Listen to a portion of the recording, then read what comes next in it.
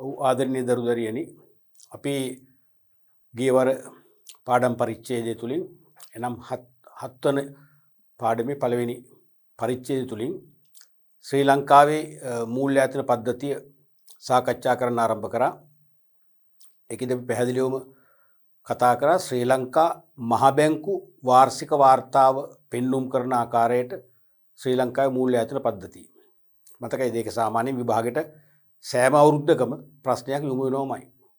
මහ බැංකු වාර්ෂික වාර්තාව අනුව රටේ මූල්‍යායතන පද්ධතිය මූලික කාණ්ඩ 4කට බෙදනවා කිව්වා.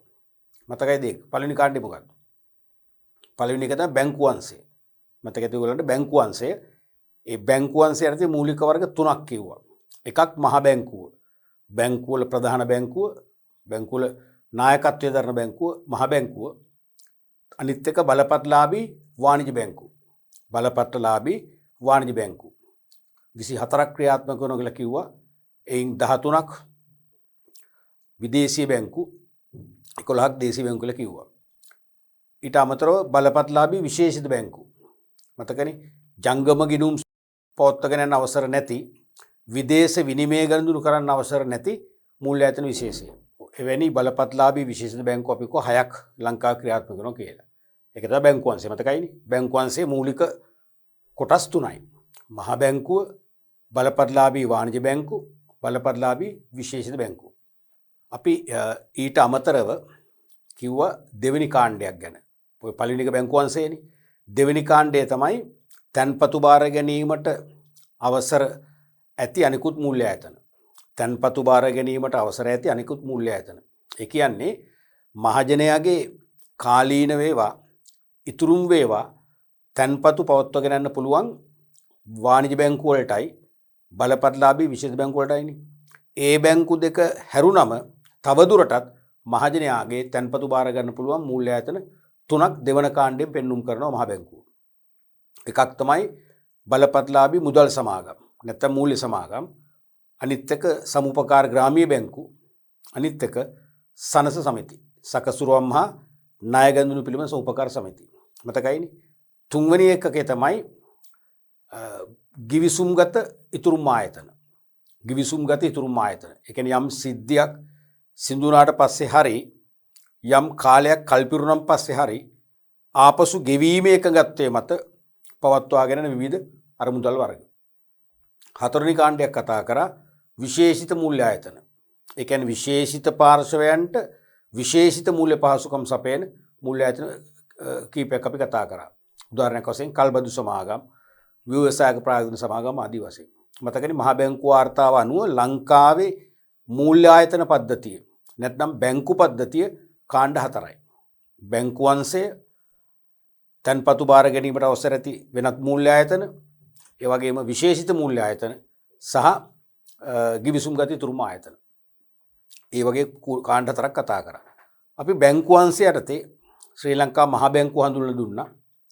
ලංකාවේ බැංකු පද්ධතිය මෙහෙවන කේන්ද්‍රීය බැංකුව ලෙස. ශ්‍රී ලංකාවේ මූල්‍ය ආයතන පද්ධතිය හසුරවන කේන්ද්‍රීය බැංකුව ලෙස අපි මහ බැංකුව හඳුන්වලා දුන්නා. නමුත් මහ බැංකු පාඩම සම්පූර්ණ විශ්ලේෂණය කළේ නැහැ. ඒක ඊළඟ 7 වන පරිච්ඡේදයෙන් අපිට තියෙන්නේ ශ්‍රී ලංකා මහ බැංකුව කතා කරන්න. ඊට අමතරව බලපත්‍රලාභී වාණිජ බැංකුව කතා කරා.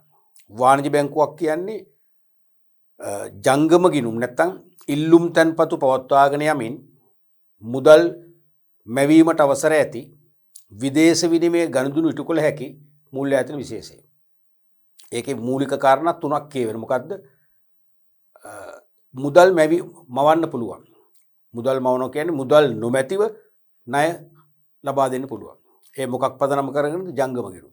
වාණිජ බැංකුවක ප්‍රධානම ගිණුම් වර්ගය නැත්නම් වාණිජ බැංකුවක් සෙසු බැංකුව වලින් වෙන් කරගන්න මූලික ඉමක් තමයි ජංගම ගිණුම් නැත්නම් ඉල්ලුම් තන්පත්.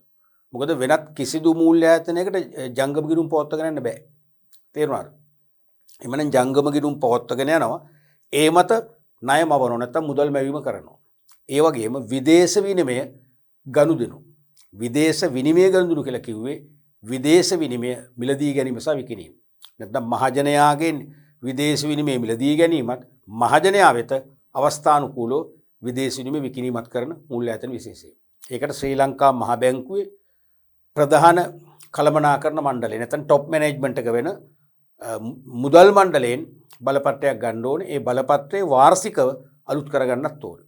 ඒ බලපත්‍ර සඳහන් කොන්දේසි වලට යටත්ව බැංකුව තමන්ගේ සේවා පවත්වාගෙන යන්නට ඕනේ. ඒ මුදල් මණ්ඩලයෙන් බලපත්‍රයක් ලබාගෙන බැංකු ව්‍යාපාර කටයුතු වල නියුක්ත වන නිසාම ඒක හඳුන්වනවා බලපත්‍රලාභී වාණිජ බැංකු කියලා.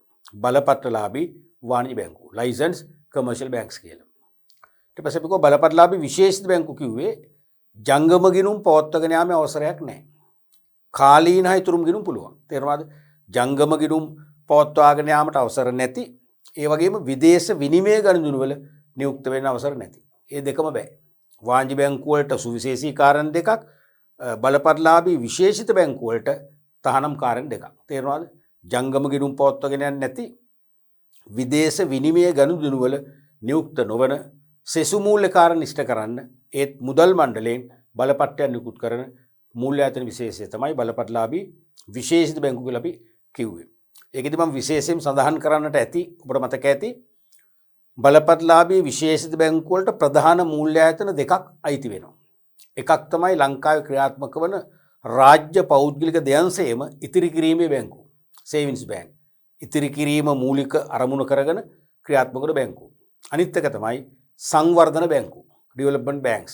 ඒ කියන්නේ රටේ සංවර්ධනය ඉලක්ක කරගෙන විවිධ වූ සංවර්ධන ව්‍යාපෘති වලට මැදිකල් සහ දිගුකල් ණය දීම ප්‍රමුඛ කාර්ය කරගත් ආයතන තමයි සංවර්ධන බැංකු කියන්නේ. ඔන්න ඔය සංවර්ධන බැංකුත් ඉතිරි කිරීම බැංකු එකතු වෙන තමයි බලපත්‍රලාභී විශේෂිත බැංකු නිර්මාණය වෙන්නේ.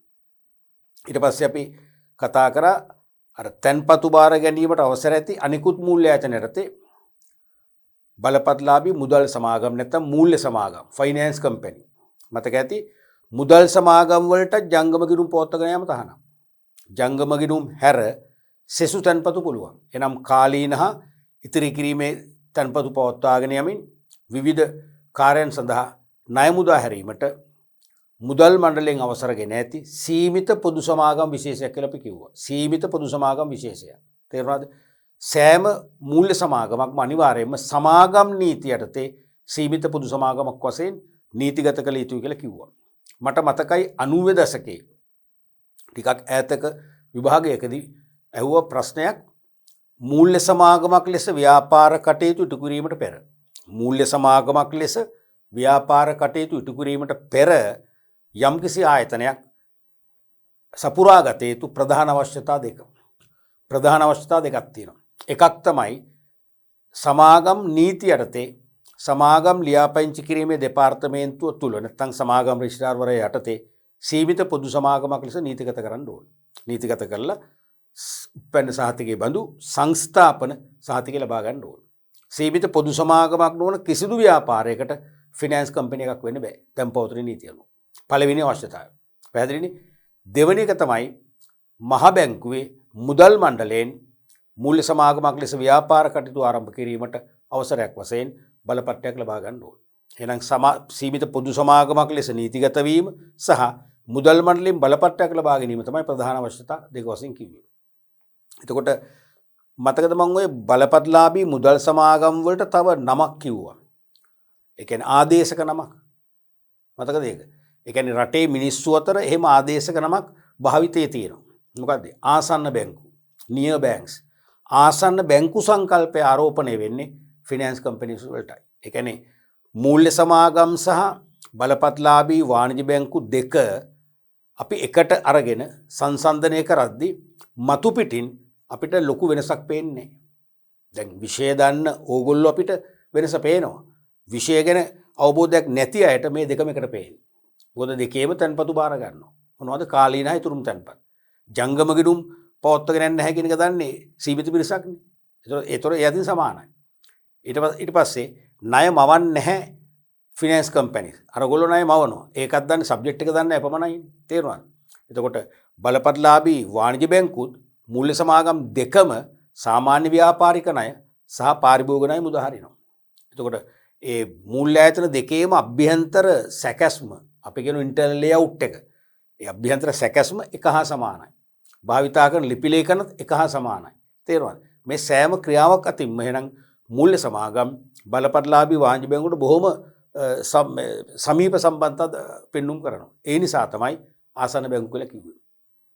ඒතර මතකද අපි ඒකේ ප්‍රධාන සේවාවන් කිව්වා. සාමාන්‍යයෙන් බලපත්ලාභී මුදල් සමාගම් නිරන්තරයෙන්ම විභාගයට අහනවා. එක්කෝ ව්‍යුහගත ගැටලුවක් නැත්නම් වාස්තවික ගැටලුවක් වශයෙන් අහනවමයි. වාස්තවික වෙලත් බොහෝ වෙලාට අහන්නේ MCQ ප්‍රශ්නයක් වශයෙන්. තේරෙනවද? බහුවර්ණ ප්‍රශ්නයක් වශයෙන්. මතකනේ ප්‍රධාන සේවාවන් ජංගම ගිණුම් හැර කාලීන ඉතුරුම් තනපතු පවත්වාගෙන යනවා. දෙවැනි එක ව්‍යාපාරික ණය සපයනවා. ඊට අමතරව කල්බදු පහසුකම් මතකනේ ලීසින් පහසුකම් කල්බදු පහසුකම් සැපීම කරනවා. කල්බදු සමාගම් වගේම ඊට අමතරව දේපල වෙළඳාම් කටයුතු නියුක්ත වෙනවා. මතකද? ඉඩම් මිලදී අරගෙන විශාල ඉඩම් මිලදී අරගෙන ඉඩම් සංවර්ධනය කරලා වැඩි දියුණු කරලා තේරුණාද? ඒ කියන්නේ නිවාස හදන්න ගොඩනැගිලි හදන්න සුදුසු තත්වයට ඩෙවලොප් කරලා සංවර්ධනය කරලා ඉඩම් කට්ටි කරනවා. පර්චේස් 10 15 වගේ කොටස් වලට කට්ටි කරලා අලිමි කරනවා. එහෙම නැත්නම් ඒ ඉඩම් වල නිවාස හදනවා. නිවාස තනලා ඒ නිවාස වල වික්‍රීම කරනවා. ඒක තමයි දේපල වෙළඳාම් කටයුතු කියලා කිව්වේ.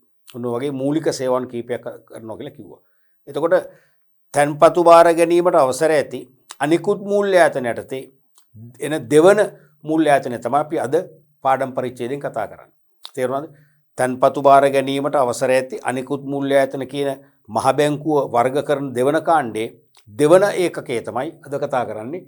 ඒ සමුපකාර ග්‍රාමීය බැංකුව. සමුපකාර ග්‍රාමීය බැංකුව. කෝපරේටිව් රූරල් බැංක්ස්. ඔබට මතක ඇති අපි මේක මීට පෙර පාඩම් පරිච්ඡේදي කතා කරා. ලංකාවේ සමූපකාර ව්‍යාපාරය ගැන කතා කරද්දී සමූපකාර ව්‍යාපාරය තුල ඇතිවෙච්ච සුවිශේෂී වෙනසක් තමයි 1964 දී ඇති වුණේ. 1964 දී මැණික්හින්න කියන ගමේදී මේකේ පළවෙනි බැංකු ශාඛාව විවෘත වෙනවා. තේරුණාද? 1964 දී මැණික්හින්න කියන ග්‍රාමයේ පැවති ප්‍රාථමික සමුපකාර සමිතිය මගින් ඒ සමුපකාර සමිතිය බැංකු අංශයේ වශයෙන් නැත්නම් මූල්‍ය අංශයේ වශයෙන් ලංකාවට පළවෙනි ග්‍රාමීය බැංකුව හඳුන්වා දෙනවා. අන්න එදෙන් පස්සේ තමයි මේ ග්‍රාමීය බැංකුව අද වන විට 1200කට හැපැත්තේ ශාඛා ව්‍යාප්ත වෙන්නේ. මේ සමුපකාර ග්‍රාමීය බැංකුව කියන්නේ පැහැදිලිවම දන්නවනේ වාණිජ බැංකුවක් නෙවෙයිනේ. වාණිජ බැංකුවක් නෙවෙයිනේ. ජංගම ගිණුම් පවත්වාගෙන යන්නත් බෑ ණය මවන්නත් බෑ. තේරුණාද? මේ කියන්නේ දැන් මතකනේ ප්‍රාථමික සමුපකාර සමිති කිව්වේ සමූපකාර පනත යටතේ එනම් 72 අංක 74 සමූපකාර පනත යටතේ සමූපකාර සංවර්ධන කොමසාරිස්වරයා යටතේ ලියාපදිංචි කරපු සමිති විශේෂයක්.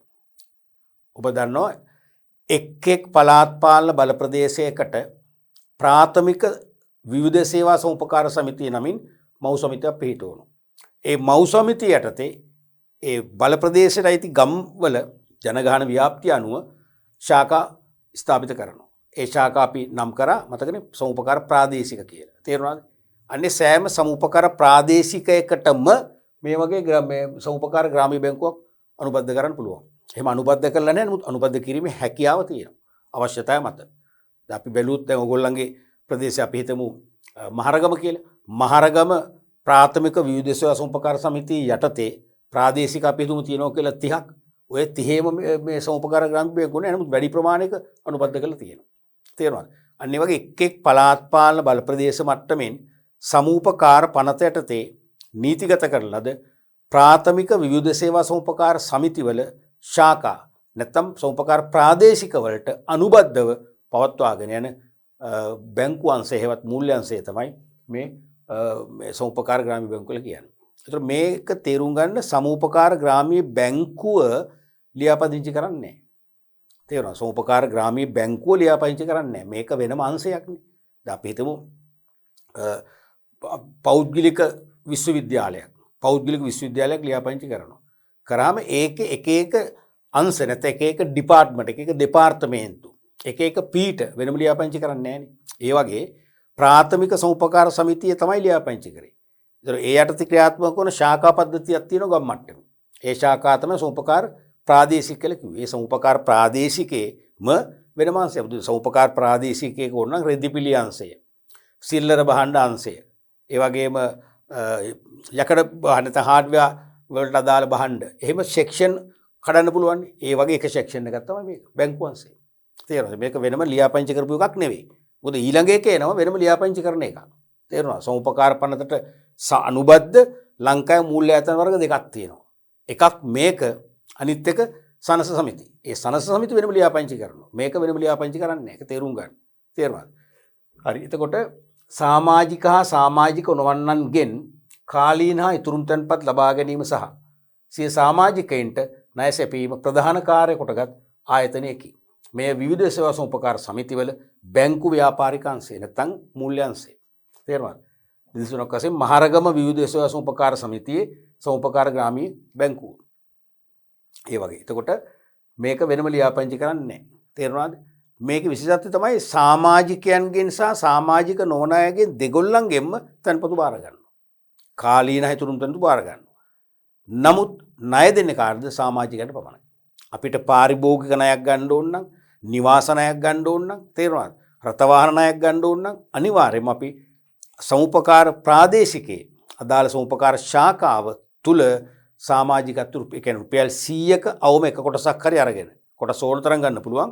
රුපියල් 100ක එක කොටසක් හරි මිලදී ගැනීමෙන් නියමිත ඉල්ලුම් පත්‍රය බාර දීලා සමාජික ලේඛනයට අපි නම ඇතුළත් කරලා සමාජිකත්වයේ ගන්න ඕන. ඒ නිසා මතක තියාගන්න මේකේ විශේෂත්වය තමයි සමාජිකයන්ට විතරයි මේකෙන් ණය දෙන්නේ.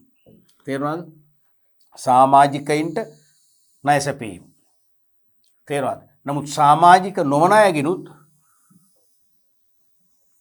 කාලීන සහ ඉතුරුම් තැන්පත් බාර ගන්නවා. සමාජිකයන්ගෙනුත් බාර ගන්නවා, සමාජික නොවනකුත් බාර ගන්නවා. නමුත් ණය දෙන්නේ සමාජිකයට පමණයි. පැහැදිලිද? ඔන්න වගේ ප්‍රාථමික විවිධ සේවා සෝපකාර සමිතිවල ක්‍රියාත්මක වන බැංකු අංශයවත් මූල්‍ය අංශය තමයි මේක දාස් කරන්නේ. අපි ඊළඟට බලමු. එතකොට ප්‍රධාන කාර්යයන් කීපයක් අපිට මූලික වශයෙන් හඳුනා ගන්න පුළුවන්. විභාගයට වරින් වර මේ කාර්යයන් අහනවා. මතක තියාගන්න. පළවෙනි එක තමයි සමාජික හා සමාජික නොවන්නන්ගෙන් තැන්පත් ලබා ගැනීම. මොන තැන්පත්ද? එක්ක කාලීන තැන්පත් නැත්නම් ඉතිරි කිරීමේ තැන්පත්. හරිනේ. දෙවෙනි එක තමයි උකස් කටයුතු කිරීම. මේක බොහොම වැදගත් සේවයක්. ග්‍රාමීය අංශේ ඉතා අඩු ආදායම්ලාභී ජනතාවට ස්ථිර ආදායමක් නොමැති අයට හදිසි මූල්‍ය අවශ්‍යතා ඉෂ්ට කර ගැනීමේදී ලොකු පිළිසරණක් කරන මෙන්න මේ සේවාව. විශේෂයෙන්ම කාන්තා පක්ෂ සතු ස්වර්ණාභරණ වැනි දේවල් ගිහිල්ලා උකස් කරලා සාධාරණ පොලියක් යටතේ කෙටි කාලීන මූල්‍ය අවශ්‍යතා පුරව ගන්න පුළුවන්.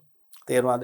සාමාන්‍ය දැන් ස්වර්ණාභරණ වල හොඳම අර කියන්නේ කැරට් වලින් එකේ අගය කරන්නේ බරමනින්නේ. ඒ කියන්නේ වැඩිම කැරට් ප්‍රමාණයක් තියෙන ස්වර්ණාභරණ තමයි සාමාන්‍ය නගරයේ තියෙන බලපත්ලාභී වාණිජ බැංකුවක් උකසට අරගෙන ණය දෙන්නේ. සාමාන්‍යයෙන් අර අපි කියන්නේ මාතෘ රත්තරන් කියලා. මාතෘ රත්තරන් කියන්නේ බාලනේ. ඒ කියන්නේ රත්තරන් කලවම් කරලානේ. ඒ වගේ වල ණය ගන්න බෑ නගරයේ තියෙන බලපත්ලාභී වාණිජ බැංකුව වලින්. නමුත් සමුපකාර ග්‍රාමීය බැංකුව එවැනි රත්තරන් බඩු වලට පවා දෙන්න පුළුවන් උපරිම ණය මුදල් මුදා හරිනවා. තමන්ගේ ගමේ අඩු ආදායම් ලාභීන්ට මූල්‍යමය සහනයක් ලබා දීම සඳහා. ඒ නිසා මේ උකස් කටයුතු කිරීම මේක විශේෂම සේවාවක් වෙන නිසා. තුන්වෙනි එක තමයි ඉතිරි කිරීමේ සහ ස්ථාවර තැන්පත් ගිණුම් පවත්වා ගැනීම. ඉතිරි කිරීමේ සහ ස්ථාවර තැන්පත් ගිණුම් පවත්වා ගැනීම. තේරුණාද? දැන් මේකේ පළවෙනි එක තියෙනවනේ සමාජික හා සමාජික නොවන්නන්ගෙන් තැන්පත් ලබා ගැනීම. පළවෙනි එක. තුන්වෙනි එක ආයි කියනවා ඉතිරි කිරීමේ හා ස්ථාවර තැන්පත් ගිණුම් පවත්වා ගැනීම. දැන් මේක කිව්වම නිකන් ඔබට හිතේ මේ උගන්වන මිනිස්සුන්ට මොන හරි ප්‍රශ්නයක්ද කියලා. දැන් මේ මෙහෙමයි. ගුරුවත් පොතේ මේ දෙක තියෙනවා දරුවනේ. මම ඉතින් ගුරුවත් පොතට හානියක් නොකර දැන් අපේ ගුරුවත් පොතනේ විෂය උගන්වන මඟ පෙන්වන්නේ. ඒ ගුරුවත් පොත ඉදිරියම ඒ විදිහටම ගත්ත එකේ වරදකුත් නැහැ ඉතින්. තේරෙනවද? දෙකම එකක් තමයි. වරදකුත් නැහැ. හේතුව මේකෙන් හයිලයිට් කර වෙන දෙයක්. මේකෙන් කියන්නේ සමාජික සහ සමාජික නොවන දෙගොල්ලන්ගෙම තැන්පතු බාර ගන්නවා කියන එක. තේරෙනවද? ඒකේ මූලිකවම හරය සමාජිකයෝම වෙන්න ඕනේ නැහැ. තේරෙනවද? සමුපකාර ග්‍රාමීය බැංකුවේ සමාජිකයන් වුවත් නැතත් තැන්පත් බාර ගන්න දෙගොල්ලන් කියන එකයි. මේක කියන්නේ මොන තැන්පත් වර්ගෙද කියන එකයි. ඒ නිසා ඒක ලොකු ප්‍රශ්නයක්වත් නැහැ. තේරුණාද? අර දෙකම එක වගේ පෙවුනට. ඒතර මේ දෙක ඇත්තටම එහෙනම්. ඉතිරි කිරීමේ සහ ස්ථාවර තැන්පත් තමයි බාර ගන්න. මොකද ජංගම ගිණුම් තහනම්. බාර ගන්න බෑ. ඊළඟට සමාජිකයින්ට කෘෂිකර්මය, නිෂ්පාදනය, කර්මාන්ත හා අලිවි කටයුතු සඳහා ණය පහසුකම් සැලසීම. මූලික ශේෂ්ඨ හතරක් පෙන්눔 කරනවා. සමාජිකයට පමණයි. සමාජිකත්වය නැත්තම් ණය දෙන්නේ නැහැ. තැන්පතු බාර ගන්න තමයි. ණය දෙන්නේ නැහැ. ණය දෙන්න නම් සමාජිකත්වය තියෙන්න ඕනේ. තේරුණානේ? එහෙනම් එකක් කෘෂිකාර්මික අංශේ, අනිත් එක නිෂ්පාදන කටයුතු වලට, අනිත් එක කර්මාන්ත අංශයට, අනිත් එක අලිවි කටයුතු වලට ණය මුදා හැරීම කරනවා. ඊළඟ එක තමයි සමූපකාර ජීවන ක්‍රමය ගැමි ජනතාව අතර ප්‍රචලිත කිරීම. සමූපකාර ජීවන ක්‍රමය ගැමි ජනතාව අතර ප්‍රචලිත කිරීම. ඒක ඇත්තටම අරමුණක් වුණා වඩා හොඳයි. නමුත් මේක කාර්යයක් වශයෙන් දක්වනවා. ඒක හරි මොකද දැන් තවමත් ලංකාවේ ඈත එපිට ගම්මානවල සමූපකාරය හා බැඳුණු ජීවන රටාවක් දකින්න පුළුවන්. දැන් මේ කතා කරන මම පුංචි කාලේ ඇත්තටම සමූපකාරය හා බැඳුණු ජීවන රටාවක සුවඳ වින්දා. දැන් අපි නගරයට ඇවිල්ලා අපි ඒකෙන් ඈත් වෙලා. නමුත් තවමත් මං වගේම අර මම පුංචි කාලේ සමූපකාර ක්‍රමයට බද්ධ වෙලා අපේ ජීවන කටයුතු ගසාගත්ත වගේ වර්තමානයේ තවමත් ඈත පිටිසර ගම්මානවල සමූපකාරයත් එක්ක තමන්ගේ ජීවන කටයුතු බද්ධ කරගත්ත සමාජ ක්‍රමයක් තියෙනවා. තේරුණාද? ඒ සමූපකාර ජීවන ක්‍රමය කියන්නේ සමූපකාරය නිතරම උත්සාහ කරනවා තමන්ගේ සමාජිකයන් වන අහිංසක මිනිස්සුන්ට. අපි කියන්නේ දිලිඳු පුරවැසියන්ට. මොකද සමූපකාර ආරම්භ කරත් එහෙම මතකනේ දිලින්දන් තමයි සමූපකාර ආරම්භ කරේ. දිලින්දන්ගේ දිලිඳු බව පිටු දැකීම ඉලක්ක කරගෙන සමූපකාර ආරම්භ කරන මතකයිනේ අපි ඉතිහාසය කතා කරා. එවනම් ඒ තමන්ගේ බල ප්‍රදේශයේ දිලිඳු ජනතාවගේ ජීවන තත්ත්වය වඩා යහපත් අතරපත් කරන්න තමයි මේ සමූපකාර කියන ක්‍රියාත්මක වෙන්නේ. එහෙනම් සමූපකාර ග්‍රාමීය බැංකුවෙත් ඉලක්ක වෙන්නේ ඒකයි. ඒ නිසා තමයි දැන් මේ කියන්නේ සමූපකාර ජීවන ක්‍රමයේ ජනතාවට ප්‍රතිද කියන්නේ බාහිර මූල්‍ය ආයතන වලින් ඉතා ඉහළ පොලියකට දැඩි කොන්දේසි යටතේ ණය අරගෙන ඒ ණය ගෙවා ගන්න බැරුව තමන් දීර්ඝ කාලීන ණයගැතියෙක් වෙලා තේරුණාද? ණයගැතියෙක් කියලා තමන්ගේ ජීවන තත්ත්වය අසරණ භාවයට පත් කරගන්න නැතුව සමූපකාරයෙන් සාධාරණ පොලියක් යටතේ සාධාරණ කොන්දේසි යටතේ ආපසු ගෙවා ගන්න හැකියාවක් ඇතිවන ආකාරයේ ණය අරගෙන තමන්ගේ ජීවන තත්ත්ව උසස් කරගෙන මේගොල්ලෝ ආධාර කරනවා. ඊට අමතරව දැන් බොහෝ මූල්‍ය ආයතන ණයක් මුදහැරියන් පස්සේ ඒ ණයවල ප්‍රතිලාභ ලබනකම් පසුපසින් ඉඳලා උදව් කරන්නේ නැහනේ. උදව් කළ යුතුයි නමුත් කරන්නේ නැහනේ. ඇත්ත තත්ත්වය. නමුත් මේ සමූපකාර ග්‍රාමීය බැංකුව නිරන්තරයෙන්ම අපි හිතමු ස්වයං රැකියාවක් කරන්න කියලා කෘෂි කර්මාංශේ ස්වයං රැකියාවක් කරන්න. නැත්නම් කර්මාන්තාංශේ ස්වයං රැකියාවක් කරන්න. ණයක් ගත්ත කියලා ඒ ණය වලින් එයා ප්‍රතිඵල ලබනකම් එයාට අනිවාර්යයෙන්ම කලබනාකරන, අලෙවිකරන, මානව සම්පත්, තාක්ෂණික ආදී ශ්‍රේෂ්ඨ උපදේශක සේවා සපයනවා. දීලා කොහමද එයාට ඒ ණය ගෙවා ගන්න සාධාරණ ආදායමක් ලබන මට්ටමේ තමයි එයා අත්තරින්නේ. අනේ ඉතින් මොකද්ද කරන්නේ? සමූපකාර ජීවන ක්‍රමය ගැමි ජනතාව අතර ව්‍යාප්ත කිරීම තමයි එහෙනම් මේකේ එක කාර්යයක් වෙන්නේ. ඔන්න ඔයගේ ප්‍රධාන සේවාවන් කීපයක් සමූපකාර ග්‍රාමීය බැංකුවලින් ඉෂ්ට වෙනවා. අපි බලමු ඊළඟ ඒකකය. සකසුරුවම් හා ණය ගනුදෙනු සමූපකාර සමිතිය. අපි කෙටියෙන් කියන්නේ සනස කියලානේ. සනස සමිතිය කියලානේ කියන්නේ. සකසුරුවම් හා ණය ගනුදෙනු සමූපකාර සමිතිය. නැත්නම් සකසුරුවම් හා ණය ගනුදෙනු පිළිබඳ කියලා වචනේ තියෙනක භාවිතා වෙනවා. සමහර භාවිතා වෙන්නේ නැහැ. සකසුරුවම් හා ණය ගනුදෙනු සමූපකාර සමිතිය. මෙන්න මේකත් ලංකාවේ මූල්‍ය ආයතන වර්ගයක්. මොනවද? තන්පතු බාර ගැනීමට අවසර ඇති සෙසු මූල්‍ය ආයතන වශයෙන් මහ බැංකුව වාර්තාවේ දක්වන අවසන් කාණ්ඩය මේ. මතකනේ? තන්පතු බාර ගැනීමට අවසර ඇති අනිකුත් මූල්‍ය ආයතන කිව්වම ඒ කියන්නේ බලපත්ලාභී වාණිජ්‍ය බැංකු සහ විශේෂ බැංකු හැරුණම මූල්‍ය ආයතන තුනක් අපි කිව්වා. එකක් මූල්‍ය සමාගම්, බලපත්ලාභී මූල්‍ය සමාගම්, අනිත් එක සමූපකාර ග්‍රාමීය බැංකු. අපි දැන් මේ කතා කරපු ඒකකේ තුන්වෙනි එක තමයි සනස් සමිතිය. තේරුණාද? ඉතිරි කිරීම, දිරිමත් කිරීමත්, සමාජිකයන්ට ණය සැපීමත් අරමුණු කරගෙන සමාජිකයින්ගෙන් ඉතුරුම් ලෙස හා සමාජික කොටස් ලෙස මුදල් ලබාගෙන සමාජිකින්ට පමණක් ණය සපයන සමුපකාර පනත යටතේ සමුපකාර කොමසාරිස්තුත ලියාපදිංචි කළ යුතු ආයතන විශේෂයි. මේක පැහැදිලිවම ලියාපදිංචි කරන්න ඕන. සමුපකාර ග්‍රාමීය බැංකුව සමුපකාර පනතින් ලියාපදිංචි කරන්නේ නැහැ. හේතුව සමුපකාර පනතින් ලියාපදිංචි කරපු ප්‍රාථමික සමුපකාර සමිතිවල බැංකු අංශයක් වශයෙන් තමයි ගෙනියන්නේ. වෙනම මූල්‍යමය අංශයක් වශයෙන් ක්‍රියාත්මක වෙන්නේ. මේක එහෙම නෙවෙයි, කෙලින්ම මේක සමුපකාරයක්. වචනේ අර්ථෙම සමුපකාරයක්. තේරුණාද? එහෙනම් 72 අංක 5 දරන සමුපකාර පනත යටතේ සමුපකාර සංවර්ධන කොමසාරිස්වරයා යටතේ ලියාපදිංචි කරන ආයතන විශේෂයක්. ඒක මූල්‍යමය කාර්යයන් තමයි මේකේ ප්‍රධාන ව්‍යාපාර සේවාවන් වෙන්නේ. මූල්‍යමය කාර්යයන් ප්‍රධාන ව්‍යාපාර සේවාවන් වශයෙන් ඉෂ්ට කරන නිසාම මේක දාන්නේ මූල්‍ය ආයතනයක් විදියට. තේරුණාද? වාණිජ්‍ය බැංකු නොවන මූල්‍ය ආයතනයක්. එතකොට මේකේ ප්‍රධාන ඉලක්කයක් තමයි ඉතිරි කිරීම, දිරිමත් කිරීම. මොකද මේකත් ඊටාම දිලිඳු ජන කොට්ටාසයට සමීප සංකල්පයෙන් සමූපකාරකෝත් කිසිදු වාදයක් නැහැ. නගරයේ වේවා, ගමේ වේවා ආදායම් අඩු ජනතාවගේ ජීවන තත්ත්වය වැඩි දියුණු කරන්න ඒගොල්ලන්ටම ඒගොල්ලන්ව කේන්ද්‍ර කරගෙන ඒගොල්ලන්ව ඉලක්ක කරගෙන ක්‍රියාත්මක කරන මූල්‍ය ආයතනය. ඒ නිසා ඒගොල්ලන්ගේ කියන්නේ අඩු ආදායම් ලාභී ඉතිරි කිරීම දිරිමත් කරන්න. ඒ වගේම සමාජිකයන්ට ණය සපයන්න. අරමුණු කරගෙන සමාජිකයන්ගෙන් ඉතුරුම් ලෙස හා සමාජික කොටස් ලෙස. මොකක්ද ඒකේ තේරුම? එකක් ඉතුරුම් ලෙස. ඉතුරුම් කියන්නේ තමන්ගේ අර ඉතිරි කිරීමේ ගිණුම්. කාලීන ඉතිරි කිරීමේ ගිණුම් වශයෙන් සල්ලි බාර ගන්නවා. අනිත් එක සමාජික කොටස්. මතකනේ දැන් මේක සමුපකාරයක්නේ. මේක සමුපකාරයක් නම් සෑම සමුපකාරයකම ප්‍රාග්ධනයේ කොටස් කරනවා රුපියල් 100 එකක වලට. ඒ 100 එකක අවම එකක් ස උපරිමයක් නැහැ. ඕන තරම් ගන්න පුළුවන්. තේරෙනවද? එහෙනම් සමාජිකයන් කැමැති විදියට කොටස් 10ක් 15ක් 100ක් 200ක් ගන්න පුළුවන්. ඒ කොටස් මිලදී ගැනීම මොකද වෙන්නේ? සමාජික කොටස් ලෙස මුදල් ලැබෙනවා. එහෙනම් කාලීන ඉතිරි කිරීමේ ගිණුම් පවත්වාගෙන යාම තුළින් සමාජිකයන්ගේ අර මුදල් රැස් කර ගන්නවා. අමතරව සමාජිකයට කොටස් සල්ලි කිරීමෙන් අර මුදල් රැස් කර ගන්නවා. රැස් කරගෙන සමාජිකයට පමණක් අර සමුපකාර ග්‍රාම බැංකුවකම තමයි සමාජිකයට පමණක් මේකෙන් ණය සැපීම කරනවා. පැහැදිලිද? ඒතර මේක වෙනම සමුපකාරයක්. වෙනම ඒ කියන්නේ මූල්‍යමය සේවා පවත්වාගෙන යාමට බැංකුවක් ලෙස නැත්නම් වාණිජ බැංකු නොවන බැංකුවක් ලෙස ක්‍රියාත්මක වීමට සමුපකාර පනත යටතේ ලියාපදිංචි කරන සමුපකාර සමිති විශේෂයක් තමයි මෙන් අදහස් කරන්නේ. එතකොට නිදසුනක් වශයෙන් දාලා තියෙනවා පල්ලේකැලේ සනස සමිතිය, සීගිරිය සනස සමිතිය වෙන වෙනම ඒතොර ලියාපදිංචි කරලා තියෙනවා. පැහැදිලිද? රයිට්. අපි බලමු මේකෙන් සපයන සේවාවන්.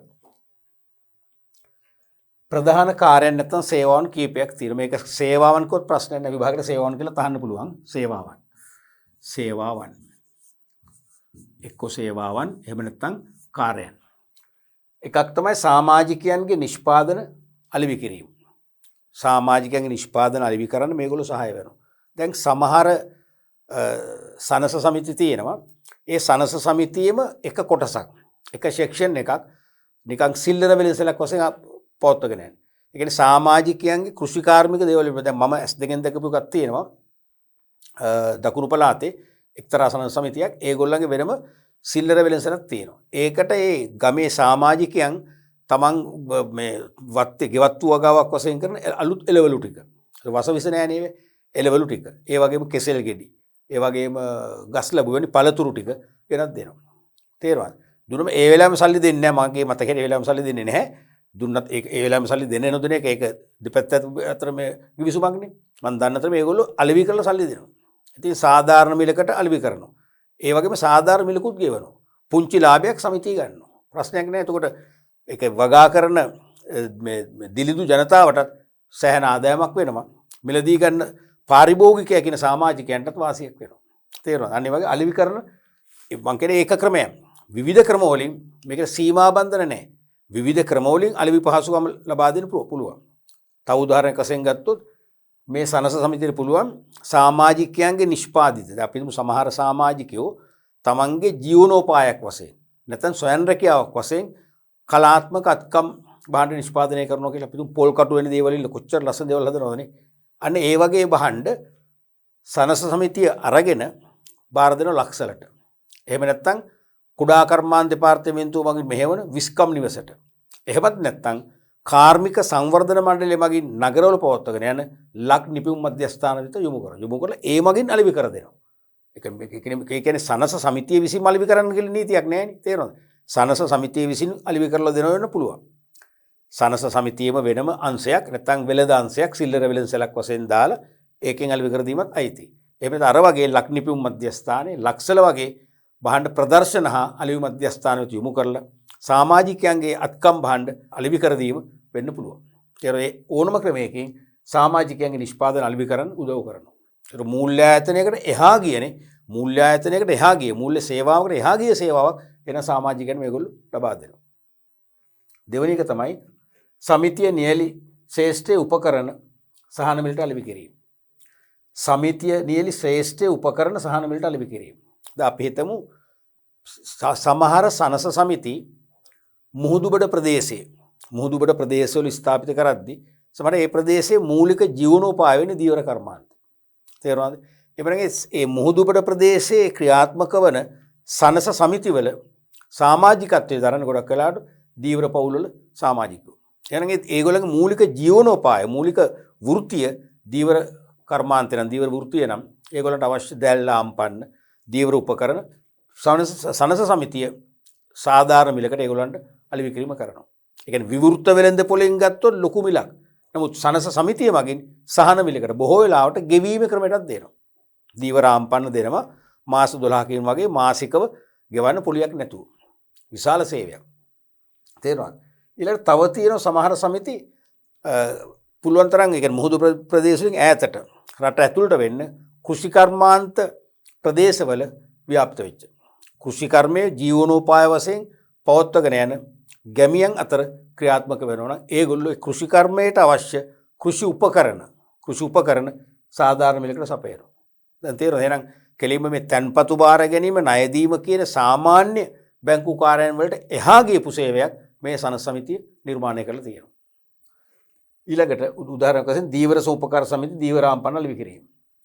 තුන්වෙනි එක තමයි තන්පත් බාර ගැනීම හා සමාජිකයන්ට ණය සැපීම. මේක ඕනනම් කාරණා දෙකකට කියන්න පුළුවන් නේ. සමාජිකයන් සහ නෝනායක දෙගොල්ලන්ගෙන්ම කාලීන අය තුරුම් තන්පත් බාර ගන්නවා. නමුත් සමාජිකයන්ට පමණක් අනිවාර්යයෙන්ම විවිධ ණය සැපීම කරනවා. ඔන්න වගේ මූලික සේවාවන් කීපයක් මේකෙන් ඉෂ්ට කරනවා. පැහැදිලිනේ? එතකොට සමූපකාර ග්‍රාමීය බැංකුවයි සනස සමිතිය පේනවද? දෙකම එකම ලයින් එකේ තියෙන. එකම වර්ග එකම පවුලේ ආයතන දෙකක්. එකම වෙනස සමූපකාර ග්‍රාමීය බැංකුව වෙනම ලියාපදිංචි කරන බැංකුවක් නොවේ. ඒක ප්‍රාථමික ලියාපදිංචි ප්‍රාථමික සමූපකාර සමිතියේම බැංකු අංශයක් වශයෙන් යන්නේ. නමුත් සනස සමිතිය සමූපකාර පනත යටතේ වෙනම ලියාපදිංචි කරනවා. සේවාවන් බොහෝ වෙලාවට සමානයි. අර සමූපකාර ග්‍රාමීය බැංකුවෙන් අර තමන්ගේ සමාජිකෝ නියැලෙන ශ්‍රේෂ්ඨ ව්‍යාපාරවලට අවශ්‍ය ආම්පන්න අලි විකිරීම වගේ දේවල් කරලා දෙන්නේ නැච්චරයි වෙනස. තේරෙනවද? තන්පතු බාර ගන්නවා සමාජිකයන් ණය දෙනවා. ඒවා සාමාන්‍ය විදිහට ක්‍රියාත්මක වෙනවා. ඊළඟට විශේෂිත මූල්‍ය ආයතන මතකනේ මහ බැංකු වාර්ෂික වාර්තාව රටේ මූල්‍ය ආයතන පද්ධතිය ඛණ්ඩ කරන් ප්‍රධාන කාණ්ඩ 4කට අපි දැන් දෙකක් සාකච්ඡා කරා මේ වෙනකොට. එකක් බැංකු අංශය අනිත් එක තන්පතු බාර ගැනීමට අවසර ඇති අනිකුත් මූල්‍ය ආයතන. තුන්වෙනි එකේ තමයි විශේෂිත මූල්‍ය ආයතන. විශේෂිත මූල්‍ය ආයතන කියලා මම ඉදත් පැහැදිලි කරන්න ඇති. ඒ කියන්නේ විශේෂිත වූ මූල්‍ය සේවාවන්. විශේෂිත වූ මූල්‍ය සේවාවන් විශේෂිත වූ තෝරාගත් පාර්ශවයන්ට සපයනු ලබන මූල්‍ය ආයතන විශේෂය. ඉතින් මේ විශේෂිත මූල්‍ය ආයතන මූලික ලක්ෂණ දෙකයි. එකක් සාමාන්‍යයෙන් බැංකුවකින් කරන සෑම කාර්යයක්ම මේගොල්ලෝ කරන්නේ. විශේෂිත වූ මූල්‍ය සේවා එකක් හෝ කීපයක් පවත්වාගෙන යනවා. අනික ඒ විශේෂිත මූල්‍ය අවශ්‍යතා තියෙන අයට තමයි සේවා සපයන්නේ. හැමෝටම සපයන්නේ නෑ.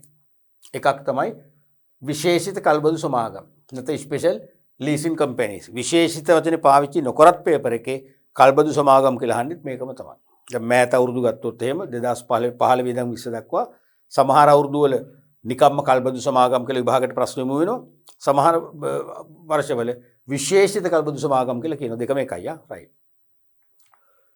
කල්බදු කරණය සඳහාම මහ බැංකුවේ ලියාපදිංචි වූ සමාගම් විශේෂයක් තමයි මින් අදහස් කරන්නේ. කල්බදු කරණය සඳහා මහ බැංකුවේ මුදල් මණ්ඩලය තුල ලියාපදිංචි වෙච්ච සමාගම් විශේෂයක් තමයි මින් අදහස් කරන්නේ. මොකද්ද මේ කල්බදු කරණය කියන්නේ? මිල අධිකවත්කම් බද්දට දීම එකම හෝ ප්‍රධාන ව්‍යාපාර කාර්ය වශයෙන් පවත්වාගෙන යාම තමයි කල්බදුකරණය කියලා කියන්නේ. තේරුණාද? මිල අධිකවත්කම්. උදාහරණයක් වශයෙන් යන්ත්‍රෝපකරණ, රථ වාහන. තේරුණාද? අපි බුල්ඩෝසර් කැටපිල වගේ මිල අධිකවත්කම්, යන්ත්‍රෝපකරණ, රථ වාහන, සමහරට අධිශීතකරණ.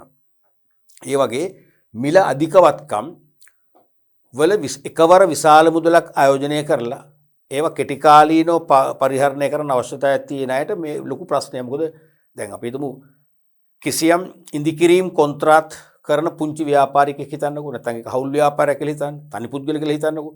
ඉදිකිරීම් කොන්ත්‍රාත් සමාගමක් වශයෙන් ඒගොල්ලෝ ක්‍රියාත්මක වෙන්නේ. ඒගොල්ලන්ට ඉදිකිරීම් කටයුතු වල සමහරට ඉඩමක් සමතලා කරගන්න. ඒකේ තියෙන අනවශ්‍ය ගස් ටික අයින් කරගන්න. ගල් ටික ඉවත් කරගන්න. තේරුණාද? ඉඩම කියන්නේ ගොඩනැගිල්ලක් හදන්න යෝග්‍ය තත්ත්වෙට සකසා ගන්නට සමහර බුල්ඩෝසරයක් සතියකට ඕන වෙනවා. ඒක බුල්ඩෝසරයක් ලක්ෂ ගාණක් වෙනවා. ලක්ෂ ගාණක් වෙනවනේ තේරුණාද? ඒතර සතියක අවශ්‍යතාවයට ලක්ෂ ගාණක් ඉර කරන එක තේරුමක් නැහැ. තේරුණාද කිව්වේ? ඒ නිසා අනේ එවැනි අයට ඒ සතියකට බුල්ඩෝසරේ පුළුවන් ලීසින් සමාගමකින් බද්දර ගන්න. ඒතර ඒ සතිය පාවිච්චි කරා බදු මුදලත් එක්ක අපසු බාර දුන්නා. අන්න ඒක තමයි මේ කල්බදුකරණය කියන්නේ. තේරුණාද? එතකොට ව්‍යාපාරිකින්ට අවශ්‍ය යන්ත්‍රෝපකරණ හා වෙනත් වත්කම් පාවිච්චි කිරීම පිණිස ව්‍යාපාරිකයන්ගේ ඉල්ලීම් පරිදි බද්දට ගැනීම සඳහා මූල්‍ය පහසුකම් සැපීම ප්‍රධාන ව්‍යාපාරික කටයුත්ත කරගත් මූල්‍ය ආයතන විශේෂය තමයි කල්බදු සමාගම් නැත්නම් විශේෂිත කල්බදු සමාගම් කියන්නේ.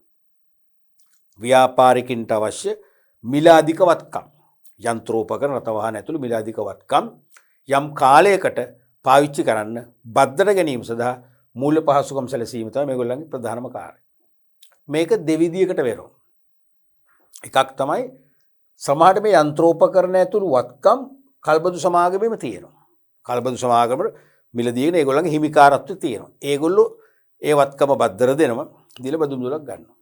එහෙම නැත්නම් කල්බදු සමාගම සතු වත්කම් නැහැ. සමහර වත්කම් නැහැ. තේරෙනවද? නමුත් ඒ වත්කම් තියන අය ඉන්නවා. ඒ වත්කම් තියන අය බද්දර දෙන්න බයයි. එහෙනම් කල්බදු සමාගමෙන් අපි ඉල්ලීමක් කරාම කල්බදු සමාගම බදු මුදල ඒ වත්කම් හිමියට දෙනවා. දුන්නම වත්කම් හිමිය අපට වත්කම පාවිච්චි කරන්න අවසර දෙනවා. ඔය ක්‍රම දෙකටම කල්බදු කරන්නේ ක්‍රියාත්මක වෙනවා. පැහැදිලිනේ? රයිට්. ඊළඟට අදාළ වත්කම් බද්දර දීමෙන් ලැබෙන කුලී ආදායම. ඒ කියන්නේ බදු කුලී ආදායම තමයි මෙම ආයතන ප්‍රධාන ආදායම වෙන්නේ. නිදසුන් තමයි Asset Line Leasing Company Limited, LOLC Micro Credit Limited, ඒ වගේම SMB Leasing PLC, ඉසුරු Leasing Company Limited. ඔයගේ ලංකාවේ තව ඕන තරම් තියෙනවා කල්බදු සමාගම මම හිතන්නේ 50ක් 60ක් විතර ලංකාවේ ව්‍යාප්ත වෙලා තියෙනවා. තේරුණාද? ඊළඟට ප්‍රධාන කල්බදු විසුම් වර්ග. මේ කල්බදු සමාගමක් මගින් වත්කම් බද්දර දීමේදී අනුගමනය කරන නැත්නම් ක්‍රියාත්මක කරන ප්‍රධාන කල්බදු විසුම් වර්ග තුනක් තියෙනවා. එකක් තමයි මෙහෙයුම් කල්බදු විසුම් නැත්නම් ක්‍රියාත්මක කල්බදු විසුම්. මේ දෙකම එකයි. එක්කෝ මෙහෙයුම් නැත්නම් ක්‍රියාත්මක කල්බදු විසුම්. මේ කියන්නේ දරුවනේ මිලාදික වත්කම් කෙටි කාලයකට බද්දර දීමට ක්‍රියාත්මක විසුම් වර්ගය. තේරුණාද? වසරකට අඩු කෙටි කාලයක් සඳහා වත්කම් බද්දර දීම පිණිස ඇති කරගන්නා විසුම් තමයි මෙහෙයුම් නැත්නම් ක්‍රියාත්මක කල්බදු විසුම් කියන්නේ. දැන් මම කිව්වා දැන් ඉදිකිරීම් කොන්ත්‍රාත් සමාගමකට නැත්නම් ව්‍යාපාරයකට බිල්ඩින් එකක් හදන්න ඉඩම සකස් කරගන්න අපි හිතමු බැකෝ යන්ත්‍රයක් දවස් 3කට සතියකට දෙකකට පමණක් අවශ්‍ය වෙනවා. අන්න ඒ අවශ්‍යතාවය සපුර ගන්න බැකෝ යන්ත්‍රයක් සපයනවා. තේරුණාද? ඒ පාවිච්චි කරපු කාලයට බදු මුදලක් අය කරනවා. තේරුණානේ? එතකොට ඒක කෙටි කාලීනයි. උපරිම මාසයකට දෙකකට 3කට 9කට 10කට උපරිම 12යි. මාස 12 පැන්නොත් ඒක අයිති වෙන්නේ දිගු කාලීන විසුමක් විදිහටයි. වසරකට අඩු කාලයකට වත්කමක් බද්දර දෙන්න ඇති කරගන්න විසුම. දෙවෙනි එක තමයි මූල්‍ය නැත්නම් ස්ථාවර කල්බදු විසුම්. එක්කෝ මූල්‍ය නැත්නම් ස්ථාවර කල්බදු විසුම්. ඒ කියන්නේ දිගු කාලයක. වසරකට වැඩි කාලයක් සඳහා වත්කම් බද්දර දීම පිණිස ඇති කරගන්න විසුම්. අර ඉස්සෙල්ලා කිව්ව වත්කම්ම තමයි. වසර 2කට 3කට වගේ අපිට ගන්න පුළුවන් බදු මුදලක් ගෙවලා එන. එකවර නෙවෙයි කොටස් වශයෙන් ගෙවනවා පාවිච්චි කරනවා. තේරෙනවද? ඒක දිගු කාලීන. තුන්වෙනි එක තමයි විකුණා ආපසු ගැනීමේ කල්බදු විසුම්. විකුණා ආපසු ගැනීමේ කල්බදු විසුම්. දැන් මම උත්තරපත්‍ර පරීක්ෂණයේ දීපු ගුරුවරයෙක් වශයෙන් මම ලැබුව අත්දැකීම් තමයි මෙන්න මේ විසුම් වර්ග අහපු අවස්ථා කීපයක්ම තියෙනවා මෑත ඉතිහාසයේ.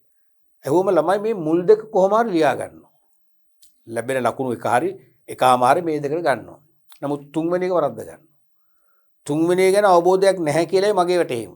ඉතින් තුන්වෙනි එකත් මේ මහා කියන්නේ විශ්වකර්ම විදිහට මතක තියාගන්න අවශ්‍ය බොහොම සරලයි. අර වගේම සරලයි. විකුණා ආපසු ගැනීම කල්බදු විසුම් කියන්නේ සමහර විට අපි මිල අධික වත්කමක් අපි සල්ලි දීලා මිලදී ගන්නවා. ව්‍යාපාරයේ නමින් ව්‍යාපාරයටත් පත් කරගන්නවා. තේරුණාද? සමහර කෝටි ගාණක්. ඒ ගත්තම ටික කලක් යනකොට තමයි අපිට මේකේ කියන්නේ මේ මූල්‍ය බර දැනෙන්න ගන්න. අපහසු දැනෙන්න ගන්න. තේරුණාද? දැන් සමහර අය අනිත් අය වාහන ගන්න නිසා Tamanට වාහනයක් ගන්න තරම් ආදායමක් නැහැ. තමනුත් වාහනයක් ගන්නවා ලීස් කරලා. නේ? මොකද වෙන්නේ? මාස 3-4ක් යනකොට ලීස් එක ගෙවාගෙන බැරි වෙනවා. අන්තිමට වාහනේ උස්සගෙන යනවා. එහෙමනේ වෙන්නේ. අන්න ඒ වගේ මිලාදික වත්කම් විවිධ ව්‍යාපාර ගන්නවා. අරගත්තට කෙටි කාලයක් යනකොට කෙටි කාලයක් පාවිච්චි කරනකොට ඔන්න ව්‍යාපාරේ ද්‍රවශීලතා ගැටලු මතුවෙනවා. නැත්තම් කාරක ප්‍රාග්ධන ගැටලු මතුවෙනවා. ව්‍යාපාරයේ එදිනෙදා පවත්වාගෙන යාමට අවශ්‍ය මුදල් ප්‍රමාණයක් තියෙනවනේ. ණය හිමියන්ට ගෙවන්න. ණය වාරික ගෙවන්න. දෛනික වැටුප් ලබන අන්‍යම් සේවකෙන් දෛනික වැටුප් ගෙවන්න. තේරුණාද? ඒ වගේ කාරක ප්‍රාග්ධනයක් තියෙන අමුද්‍රව්‍ය මිලදී ගන්න. මෙන්න මේ කාරක ප්‍රාග්ධනය සපුරගත්තොත් තමයි ව්‍යාපාරයේ මෙහෙයුම් ක්‍රියාවලිය නැත්නම් නිෂ්පාදන ක්‍රියාවලිය අකණ්ඩව පවත්වාගෙන යන්න පුළුවන් වෙන්නේ. කාරක ප්‍රාග්ධනය සපුර ගන්න බැරි වුණොත් මෙහෙයුම් ක්‍රියාවලිය අකණ්ඩව පවත්වාගෙන යන හැකියාවක් ලැබෙන්නේ නැහැ. තේරුණාද? අන්න එතකොට මොකද වෙන්නේ? දැන් ව්‍යාපාරිකයා ළඟ තියෙන තමන්ගේ ඉතුරු කරගත් සියලුම ධනය අපි කියනවා සියලු සේසත කියලා. සියලු ධනය කැප කරලා වත්කම මිලදී ගත්ත වෙන්න පුළුවන්. නමුත් කෙටි කාලයක් යනකොට කාරක ප්‍රාග්ධන ගැටලු ද්‍රවශීලතා ගැටලු ඇතුළ මේක දරන්න බැරි වෙනවා. මේ වත්කම ඒගොල්ලන්ට පවත්වාගෙන බැරි වෙනවා. මොකද කරන්නේ එතකොට? වත්කම අලිවි කරොත් තමන්ට වත්කම පාවිච්චි කරන්න බැරි වෙනවා. ඒතර වත්කම පාවිච්චි කරන්න පුළුවන් වෙන්නත් ඕනේ. තමන්ගේ මූල්‍ය අර්බුදය විසඳෙන්නත් ඕනේ. රැවුල එක ඇඳ දෙකම බේර ගන්නවා වගේ. මේ දෙකම බේර ගන්න ක්‍රමයක් තමයි මේ තියෙන්නේ. මොකද්ද? අපි කල්බදු සමාගමකින් ඉල්ලීමක් කරනවා. මෙන්න මේ වගේ වත්කමක් තියෙනවා මිලදී ගන්න කියලා. අපි කල්බදු සමාගමට මේ වත්කම විකුණනවා. මේ වත්කම අපි දැන් මේක ලොකු වාහනයක් කියලා හිතන්නකෝ. ලොකු වාහනයක් නෙවෙයි වාහනේ කල්බදු සමාගමට අපි විකුණනවා. දැන් අපි ගත්ත ගානටම ගන්නෑ. දැන් අපි ගත්තේ ලක්ෂ 50 නම් 50ට ගන්නෑ. කල්බදු සමාගමේ ඉන්නෝනේ තක්සේරු කරුවන්. ඒ තක්සේරු කරනවා. දැන් මේ පාවිච්චි කරපු කාලේ අපි මාස 6ක් නම් මාස 6 ෂෙවීම ඔක්කොම සලකලා ලක්ෂ 50ක් නම් ලක්ෂ මේක 45කට ගන්න පුළුවන් කියලා. එහෙනම් අපි ලක්ෂ 45කට දෙනවා. අපි වත්කම අපේ අතේ තියාගෙන අවශ්‍ය ලිපි ලේඛන පිටසන් කරලා පවර්ලා දීලා කල්බදු සමාගමට වත්කම අයිතිය දීලා සල්ලි ලබා ගන්නවා. අන්න අපේ මුදල් ප්‍රශ්නේ ඉවරයි දැන්. පුංචි පාඩුවක් වුණාට කමක් නැහැ. දැන් අපේ විශාල මුදලක් අපිට නැවත අතර එනවනේ. ඒ මොහොතේම හොඳට මතක තියාගන්න. ඒ මොහොතේම කල්බදු සමාගමත් එක්ක ඇති කරගන්නවා දිගු කාලින කල්බදු කිවිසුමක්. නැත්තම් මූල්‍ය කල්බදු කිවිසුමක්. අපි අවුරුදු 2කට කියලා. අවුරුදු 2කට මේ වාහනේ නැත්නම් මේ වත්කම නැත්නම් මේ යන්ත්‍රය පාවිච්චි කිරීමයි තෙපි ලබා ගන්න ඕනේ මත කල්බදු මේ දිගු කල්බදු කිවිසුමක් යටතේ. දැන් වැඩ දෙකම කරුණානේ. අපි වත්කම කල්බදු සමාගමකට විකිණීමෙන් අපිට අතට මුදල් ප්‍රමාණයක් ලැබුණා. අපේ කාරක ප්‍රාග්ධන ගැටලු විසඳලා ගියා. දෙවනුව අපි මූල්‍ය කල්බදු කිවිසුමක් යටතේ වත්කම නැවත බද්දරගත නිසා වත්කම පාවිච්චි කරලා අපට ඒ වත්කමෙන් ලැබෙන ප්‍රයෝජනෙ ගන්නත් අවස්ථාව ලැබෙනවා. ඒක තමයි විකුණා ආපසු ගැනීම කල්බදු කිවිසුම කියන්නේ. මතක තියාගන්න ලේසි. කරපාඩම් කරන්න එපා. විකුණා ආපසු ගැනීම කල්බදු කිවිසුම. තේරුණාද? මිලටගත් වත්කමක් තක්සේරු වගේකට කල්බදු සමාගමකට අලෙවි කර නැවත දිගු කාලයක් සඳහා බද්දර ගැනීම කිවිසුම. අනිවාර්යෙන් දිගු කාලයක් කියන්නේ මොකද්ද? මේකත් මූල්‍ය කල්බදු කිවිසුමක්මයි.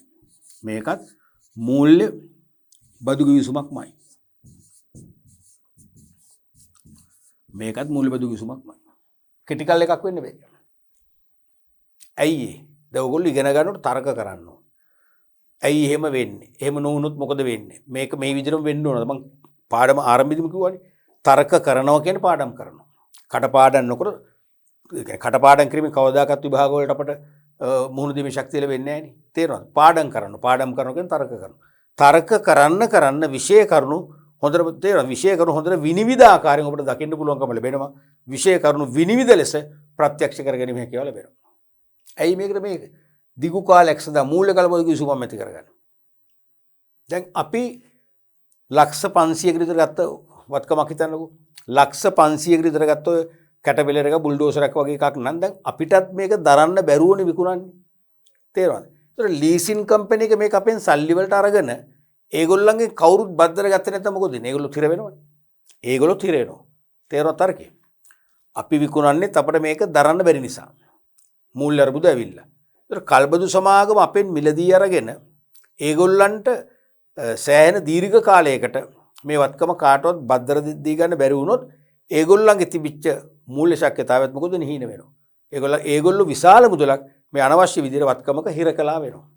අන්න ඒ තත්ත්වෙන් මිදෙන්න තමයි නිතරම මේක අපිටම දෙනවා වසර 2කට 3කට වගේ දීර්ඝ කාලයකට බදු පදනම යටතේ. ඒතර මොකද වෙන්නේ? අපි අවුරුදු 2ක් 3ක් 4ක් තිස්සේ බදු මුදල් ගෙවනවා.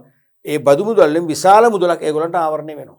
දැන් ලක්ෂ 45කට මම කිව්වේ උදාහරණේ ලක්ෂ 45කට ඒගොල්ලෝ මිලදී ගත්තා නම් අපිට අවුරුදු 3කට බද්දර දුන්නොත් ඒ 45න් භාගයක් උඩ වැඩි ප්‍රමාණයක් ඒගොල්ලන්ට අපේ බදු වලින් ආවරණය වෙනවා. අන්න ඒතර ඒගොල්ලන්ගේ මූල්‍ය අවදානම අඩු වෙනවා. තවත් අපි තුමු දෙන්නෙකුට විතර මාස 6කට අවුරුද්දකට වගේ දී ගත්තොත් ඒගොල්ලන්ගේ සම්පූර්ණම අර මුදල ඒක මිලදී ගන්න වැය කළ මුදල ආවරණය වෙනවා. එතෙන් සිට ලැබෙන සෑම බදු මුදලක්ම සුද්ධ ලාභයක් වෙනවා. තේරෙනවද? ඒගොල්ලෝගේ මූල්‍ය අවදානම අඩු කරගන්න තමයි අපිට අනිවාර්යයෙන්ම මූල්‍ය කල්බදු විසුමක් කරද්දී මේක ක්‍රියාත්මක වෙන්නේ. පැහැදිලිනේ? ඔන්න ඔයගේ මූලික විසුම් වර්ග තුනයි.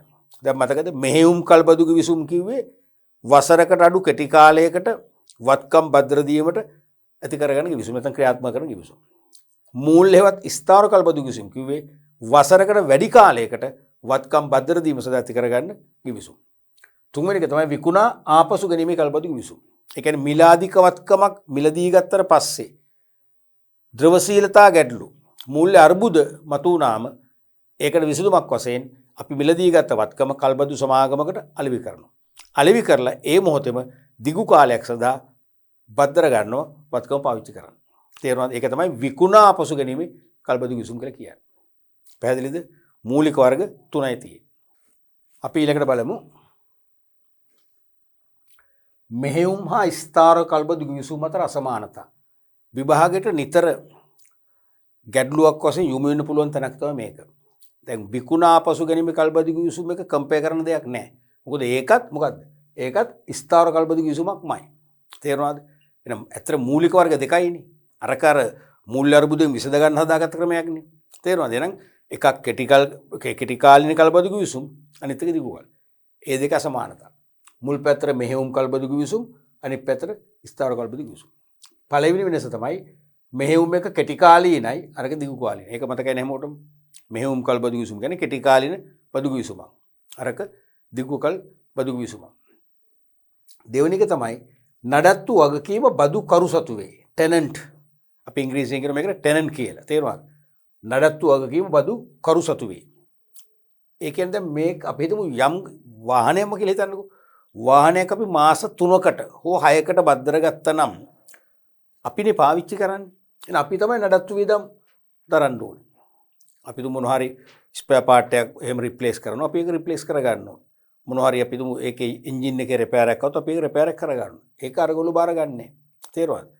මොකද අපි කෙටි කාලේ පාවිච්චි කරද්දී අනිවාර්යයෙන්ම බදුකරු විසින් ඒක බාර ගන්න ඕනේ. තේරුණාද? නමුත් ස්ථාවර කල්බදු විසුමකදී එය කල්බදු සමාගම නැත්තම් බදු හිමියා සතු වෙනවා. තේරුණාද? ස්ථාවර කල්බදු විසුම මොකද ඒක දිගු කාලීනයි. ඒ දිගු කාලීන බදු විසුමේදී නිතරම කල්බදු සමාගමම රනින් රිපෙයාර්ස් බාර ගන්න. මොකද හේතුව දිගු කාලයක් හොඳ තත්ත්වයක පවත්වාගෙන යන්න ඕනේ. දිගු කාලයක් වත්කම නැත්තම් යන්ත්‍රේ නැත්තම් වාහනේ හොඳ තත්ත්වයෙන් පවත්වාගෙන ගියොත් තමයි නැවතත් ඒගොල්ලන්ට එක එක පාර්ශ්වයන්ට මේක බද්දර දීලා ආදායම් උපයන්න පුළුවන් වෙන්නේ. ඒ නිසා අනිවාර්යයෙන්ම ස්ථාවර කල්බදු විසුමේදී ඒ වත්කම් නඩත්තු කිරීමේ වගකීම බදු හිමිය නැත්තම් ලෙසි නැත්තම් කල්බදු සමාගම බාර වෙනවා. තුන්වෙනි එක තමයි බදු මුදල එකවර ගෙවන්න ඕනේ මෙහෙයුම් කල්බදු විසුමේ. ඒ කෙටි කාලීනයි පොඩි මුදලන්නේ සාමාන්‍ය එකවර අය කරනවා. ඉතින් විශේෂිත අවස්ථා අනුව දැන් මේ කල්බදු සමාගම අතරත් ව්‍යාපාරික තරඟය අධික නිසා සමහර විට කොටස් වශයෙන් ගෙවීමේ අයිතිය දෙන්න පුළුවන්. නමුත් සාමාන්‍ය පිළිවෙත තමයි එකවර අය කරනවා. නමුත් ස්ථාවර කල්බදු විසුමක් කියන්නේ වසර 2කට 3කට 5කට වගේ ගන්න. ඒතර බදු මුදල සමහර රුපියල් මිලියන ගාණක් එකවර ගවන්න බෑ. අනිවාර්යයෙන් මේ නිසා කොටස් වශයෙන් ගවන්න පුළුවන්. පැහැදිලිනේ? ඊළඟ එක තමයි ගිවිසුම අවසානයේදී වත්කම ආපසු බාර දී යුතුයි. කල්බදු ගිවිසුම අපි තුමු මාස 6කින් කියලා. මාස 6 අවසානයේ අපි අනිවාර්යයෙන්ම අදාළ වත්කම කල්බදු සමාගමකට බාර දෙන්න ඕනේ. ඒක අපිට මිලදී ගන්න බෑ. නමුත් ස්ථාවර කල්බදු ගිවිසුමේකදී අවශ්‍ය නම් 탁සේරු වගේකට බදු කරුට මිලදී ගන්න පුළුවන්. දැන් අපි තුමු අවුරුදු 3ක් කියලා වාහනයක් කියලා හිතන්නකෝ. අපි තුමු ලොරියක් කියලා. ඒ ලොරි රථය අපි අවුරුදු 3ක්ම පාවිච්චි කරනවා. මොකද වෙන්නේ? ඒක ගන්න අපි කියන්නේ හැක් වෙනවා කියලා. සිංහලෙන් කියන අපි ගමේදී කියන පට්ට ගහනවා කියලා කියන්නේ. දැන් මම දන්න මගේ මිත්‍රයෙක් එක්තරා ගොඩනැගිල්ලක් හදන නුවර පළාතේ කඳු මුදුනක. ඒකට මෙතන කිලෝමීටර භාගයක් විතර කන්ද යන තියෙන වාහනේ. දල බැවුමක් තියෙන. මට නම් ඒ කන්දේ වාහනේ අරන් යන්න බෑ පස්සට එනවා. තේරුණාද? ඉතින් එතනදී ඒකෙදී ඒ බිල් තට්ටු තුනක බිල්ඩින් එකක්. ඒ බිල්ඩින් එක හදන්න වාහන වලින් අවශ්‍ය බිල්ඩින් මැටීරියල්ස්, ඒ කියන්නේ වැලි, සිමෙන්ති, ගඩොල් වගේ ගෙන්න ගත්තා නම් ලොකු මුදලක් යනවා. ඉතින් ඒගොල්ලෝ ගණන් බැලුවා. ඒගොල්ලෝ කැන්ටර් එකේ තියෙන ඒ කැන්ටර් ටිපර් රථයක් සල්ලි වලටම ගත්තා. ඒක ලාභයි. නැත්තම් අර වාහන හයරක ගවන්න වෙනවා. ඒ වගේ තුන් ගුණයක්. තේරුණාද? ඒගොල්ලෝ අරගෙන අවුරුදු 1.5 වගේ බිල්ඩින් එක නිම කළා. 1.5 වෙනකොට අර වාහනේ ගන්න දෙයක් නැහැ. I think ෆස්ට් ගියර් එක අදිනවනේ රේස් කරනවා කන්දේ යන්නේ. තේරුණාද? ඉතින් මේ වාහනේ මං හිතන්නේ ගත්තේ අපි හිතමු මට ගණන් මතක නැහැ. ලක්ෂ 50ක් කියලා. ලක්ෂ 10කටවත් මං හිතන්නේ දී ගන්න බැරුව තිබුණා. බොහොම අඩු ගානකට තමයි දුන්නේ. තේරුණාද? ඒ නිසා දැන් මේ දිගු කාලයකට ස්ථාවර කල්පදු කිවිසුම ගත්තම වෙන්නේ එකයි සෑහෙන දුරට මේ වත්කම් පාවිච්චි කරනවා. ෂය වෙනවා. ඒ නිසා ඇත්තටම කල්බදු සමාගමම වඩා කැමති ඒක අපිම සල්ලි වලට ගන්න ඕන. තාක්ෂීරු වගේට අපිට මිලදී ගන්න පුළුවන්. නැත්නම් අපසු බාර දෙන්න පුළුවන්. බල කරන්නේ අපි කැමති නම් මිලදී ගන්නවා නැත්නම් බාර දෙන්න පුළුවන්. ඔය වගේ ප්‍රධාන වෙනස්කම් හතරක් ඔය මෙහෙයුම් සහ ස්ථාවර කල්බදු කිවිසුම වල අපිට දැක ගන්න පුළුවන්. අපි බලමු ඊළඟ කොටස. කල්බදු සමාගම් මගින් ව්‍යාපාරිකයෙකුටත් වන වාසි. කල්බදු සමාගමකින් වත්කම් බද්දර ගැනීම තුළින් ව්‍යාපාරිකයන් භුක්ති විඳින වාසි කීපයක් තියෙනවා. පළවෙනි එක තමයි විශාල වටිනාකමකින් යුත් වත්කම් මුළු මුදලම නොගෙවා භාවිතයට ඉඩකඩ ලැබීම. තේරුණාද? දැන් විශාල අපි දුන් ලක්ෂ 200 300 400 ඒ වගේ ඉහළ අගයකින් මිලියන ගණනක් වටන වත්කමක් අපිට ලේසියෙන් පාවිච්චි කරන්න බෑනේ. නමුත් මේ කල්බදු ගිවිසුම් ක්‍රමයට ඒව පාවිච්චි කිරීම අවස්ථාව අපට උදා වෙනවා. දැන් අපි තුමු බුල්ඩෝසර් එකක් කියලා. ඒ බුල්ඩෝසර් එක ලක්ෂ 300ක් වෙනවා නම් අපිට ලක්ෂ 300ක් දැනට ඒකට යට කරනවා කියන හිතන්නවත් බෑ. එහෙම මූල්‍ය ශක්තිතාවයක් නැහැ. නැති වුණත් අපිට පුළුවන් කල්බදු සමාගමකින් ඒක අපි තුමු මාස 6කට හරි අවුරුද්දකට හරි දෙකකට හරි බද්දර ගන්න පුළුවන්. තේරෙනවද? බද්දර ගත්තම බදු මුදලක් විතරයි යන්නේ. අන්න එහෙනම් විශාල අගයක් වුණත් විශාල මිලක් වුණත් විශාල වටිනාකමකින් යුත් වත්කම පවා අපට මේ කල්බදු ක්‍රමයට පාවිච්චි කිරීමේ හැකියාව ලැබෙනවා. ප්‍රධානම වාසිය. පැහැදිලිද? දෙවෙනි එක තමයි කල්බදු සඳහා ගෙවන කුලිය නැත්තම් බදු කුලිය ආදායම් බද්දෙන් නිදහස්. අපි වත්කමක් සල්ලි වලටම මිලදී ගත්තොත් එහෙම ඒක අපේ ධනයේ කොටසක් වෙනවා. ඒක අපේ ධනයේ කොටසක් නේ අපේ වත්කමන්නේ. දැන් ලංකාවේ දැනට ධනබද්ද නැහැ. ධනබද්ද තිබුණා නම් අපි අනිවාර්යයෙන්ම ධනබද්දනත් වෙනත් වෙනවා. බදු තේරෙනවද? ඒ නැතත් අපි ලක්ෂ 300ක් වියදම් කරලා වත්කමක් ගත්තම ඒ වත්කමේ විස්තර දේශීය ආදායම් දෙපාර්තමේන්තුවට යනවනේ. දේශීය ආදායම් දෙපාර්තමේන්තුව අපිව සම්මුඛ පරීක්ෂණයට කැඳවනවා. අපෙන් අහනවා ඔයාලට ලක්ෂ 300ක් කොහෙද? මේ වත්කම ගන්න අපි ලක්ෂ 300 පෙන්නන්න ඕන. ඒතර ලක්ෂ 300 පෙන්වනකොට අපි යම් යම් ව්‍යාපාර කරලා ඒ ලැබු ලාභයෙන් තමයි ලක්ෂ 300 එකතු කරලා තියෙන්නේ. ඒතර බලනවා ඒ කරපු ව්‍යාපාර වලට ව්‍යාපාර පිරිටුම් බද්ද වේවා නැත්තම් වැට් බද්ද වේවා ගෙවලා තියෙනවා. ගෙවලා නැහැ. නැත්නම් ඉන්කම් ටැක්ස් ගෙවලා නැහැ. අන්න එහෙනම් අපිට ආපස්සට අවුරුදු ගානකට මොකද දඩපොලිත් එකල බදු ගෙවන්න වෙනවා. තේරුණාද? නමුත් අපි කල්බදු සඳහා ගත්තොත් එහෙම ඒ කල්බදු වශයෙන් ගෙවන මුදලට කිසිම බදු මුදලක් අය වෙන්නේ නැහැ. අර බදු ප්‍රශ්න ඇති වෙන්නේ නැහැ. තුන්වෙනි එක තමයි යන්ත්‍ර යල්පැනීම නිසා සිදුවන පාඩු හා ප්‍රාග්ධන ලාභ මගහැරීම. දැන් අපි වාහනයක් ගත්ත කියන්නේ නැත්නම් යන්ත්‍රෝපකරණ ගත්ත කියන්නකෝ. දැන් අපි දන්නවා ලෝකේ වේගයෙන්ම වෙනස් වන පරිසරය තමයි සාර්ව පරිසරය තමයි තාක්ෂණික පරිසරය. ටෙක්නිකල් එන්වයරන්මන්ට් එක.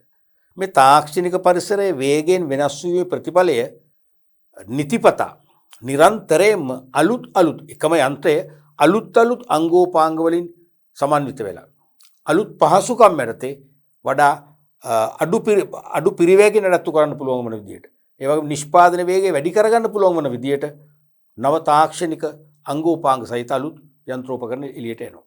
එතකොට අධික ව්‍යාපාර තරගයක් නේද තියෙන්නේ ගෝලීය තරගයන්නේ. මේ ගෝලීය ව්‍යාපාරික තරගය ජයගෙන අපි ව්‍යාපාර ලෝකේ පෙරමුණ ගන්න නම් අංක 1 ව්‍යාපාරිකයෙක් වෙන්න නම් මේ නූතන තාක්ෂණයත් එක්ක වෙළඳපොළට මුදා හරින අලුත් යන්ත්‍ර අපි තරඟකරුවන්ට පෙර භාවිතා කරලා අපේ නිෂ්පාදනයේ කාර්යක්ෂමතාව වැඩි කරගන්න. නිෂ්පාදනයේ වේගය වැඩි කරගන්න. නිමෙවුම් ගුණත්වය වැඩි කරගන්න ක්‍රියාත්මක වෙන්න ඕනේ. එහෙම වුණොත් තමයි අපිට වෙළඳපොළේ විශාල ඉල්ලුමක් ගොඩනගාගෙන ලාභ වැඩි කරගන්න පුළුවන් වෙන්නේ. තේරුණාද? එහෙමනම් දැන් අපි එහෙම වත්කම් සල්ලි වලටම ගත්තොත් අපි හිතමු වාහනයක් කියලා අවුරුදු 3ක් පාවිච්චි කරන්න එපේ. තේරුණාද? නමුත් අපි අවුරුදු 3කට ගත්තට අවුරුද්ද යන්නත් පෙර ඒ වාහනේම අලුත් මොඩල් එකක් එනවා. තේරුණාද? අලුත් මොඩල් එකක් එනවා. ඒකේ අපි හිතමු ඉන්ධන දහනේ අඩුයි. ඒ කියන්නේ අපි ඒක හයිබ්‍රිඩ් වෙහිකල් එකක්. එහෙනම් ඒ කියන්නේ පෙට්‍රල් දහනේ ඊටාම අඩු ප්‍රමාණයක් ගොඩක් කියන්නේ බැටරිය. පරිසර හිතකාමීත් ප්‍රශ්න තියෙනවා. පරිසර දූෂණ චෝදනාවත් එන්නේ නැහැ. ඉතින් අපිට ඒ වාහනට මාරු වෙන්න වෙනවා. තේරෙනවද? ඒ වාහනට මාරු මොකද වෙන්නේ? අර වත්කමේ අපි සල්ලි හිර කරලා තියෙනවා. ඒ සල්ලි අපිට ලැබෙන්නේ නැහැ. අන්න එහෙනම් මොකද? යල්පැනීම නිසා සිදුවන පාඩු කෙන එක යල්පැන ගිය ප්‍රාර්ථනා ගැටලුවක් ඇති වෙනවා. තේරෙනවද?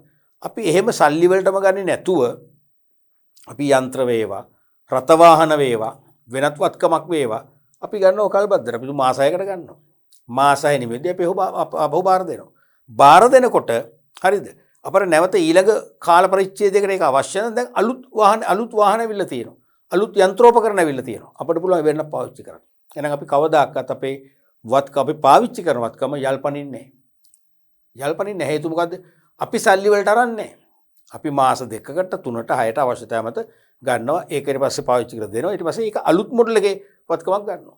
තේරෙනවද? එහෙනම් වත්කම් යල්පැනීමේ අවදානම් වලට අපි මුහුණ දෙන්නෙම නැහැ. ඊළඟ එක තමයි විශාල මුදලක් ආයෝජනය නොකර වැඩි ආදායමක් ඉපීමේ හැකියාව. දැන් ඉදිකිරීම් කොන්ත්‍රාත් ව්‍යාපාරයකට නිතරම මිලදී ගන්න ලොකු ඉඩම් සංවර්ධනය කරන්න එපේ. අනවශ්‍ය ගස් අයින් කරලා, ගල් අයින් කරලා, ඉඩම ෆ්ලැට් කරලා, කඳු බෑවුම් නම් ඒව සමතලා කරලා, තේරෙනවද? පාරවල් හදලා, කානු පද්ධතියක් දාලා සංවර්ධනය කරන්න එපේ. ඒතර අනිවාර්යයෙන්ම ඕනේ මේ බැකෝ යන්ත්‍රයක්. බැකෝ යන්ත්‍ර ඕනේ. ඉතින් අපි බැකෝ යන්ත්‍රයක් සල්ලි වලටම ගත්තොත් අවුරුදු 4-5ක් අපිට පාවිච්චි කරන්න එපේ. නැත්නම් යටකල මුදල් හොයන්න බෑනේ. අවුරුදු 4-5ක් යනකොට ඒක අනිවාර්යෙන් පරණ එකක් වෙනවා. ඊට වඩා පහසුවෙන් ක්‍රියාත්මක කරන්න පුළුවන්. නැත්නම් අපි කියන ඔපරේට් කරන්න පුළුවන්. තේරෙනවද? ඉන්ධන දහනය අඩු, පරිසර හිතකාමී, ඒ වගේම වැඩි බරක් අදින්න පුළුවන්. නවීන බැකෝ යන්ත්‍ර આવුත් මොකද වෙන්නේ? අපිට ඒක පාවිච්චි කරන්න බෑ. නමුත් වත්කම බද්දර ගන්නකොට මොකද වෙන්නේ? අපිට විශාල මුදලක් ආයෝජනය කරන්නෙම නැහැ. අර වගේ විශාල මුදලක් ආයෝජනය කරන්නේ අපි බදු සාපේක්ෂව අඩු බදු මුදලක් ගෙවලා අපිට මේ අලුත් වත්කම පාවිච්චි කිරීමේ හැකියාව තියෙනවා. ඊළඟ එක තමයි මෙහෙයුම් කල්බදු යටතේ අඛණ්ඩව අලුත් වත්කම් භාවිතා කරන්න පුළුවන්. දැන් ස්ථාවර කල්බදු කිසුමක් කියන්නේ වසරකට වැඩි කාලයක්නේ. අවුරුදු 2කට 3කට අපි ගත්තොත් ඒත් අපි කලක් යනකොට අපි බද්දර ගත වත්කම් පරණ වෙනවා. නමුත් මෙහෙයුම් කල්බදු කිසුම් කියන්නේ වසරකට අඩු කාලයක්. තේරුණාද? මාසයකට දෙකකට තම මාස 3කට විතර ගන්නවා. අරගෙන ඒක අපි අවසන් කරන් පස්සේ වත්කම බාර දෙනවා. ඊළඟ මාස 3ට ගන්නවා අලුත් වත්කම. ඒකත් බාර දෙනවා. ඊළඟ මාස අලුත්. ඒ නිසා හැමදාම අඛණ්ඩව අපට අලුත් වත්කම් පාවිච්චි කිරීමේ හැකියාව ලැබෙනවා. ඔන්න වගේ කල්බදු සමාගමකින් වත්කම් බද්දර ගත්තම වාසි තියෙනවා මොනවද? වත්කමක් සල්ලි වලට ගන්නවට වඩා. පැහැදිලිද? එතකොට ළමයි මීට අමතරව තවත් වාසි තියෙනවා. තේරෙනවද? මේ වාසි මෙච්චරම නෙවෙයි. දැන් අපි ඇත්තරම දැන් කල්බදු සමාගමකින් වත්කමක් බද්දර ගත්තම අපිට ලොකු හෙඩේක් එකක් නැහැනේ. අපිට වත්කම නඩත්තු කරන්න ඕනේ නැහැනේ. දැන් මෙහෙයුම් කල්බදු කිසුමක් ගත්තොත් තේරෙනවද? මෙහෙයුම් කල්බදු කිසුමක් ගත්තොත් අපිට වත්කමේ නඩත්තු කිරීමේ වගකීම අපිට පුළුවන් ඕන කල්බදු සමාගමට බාර දෙන්න.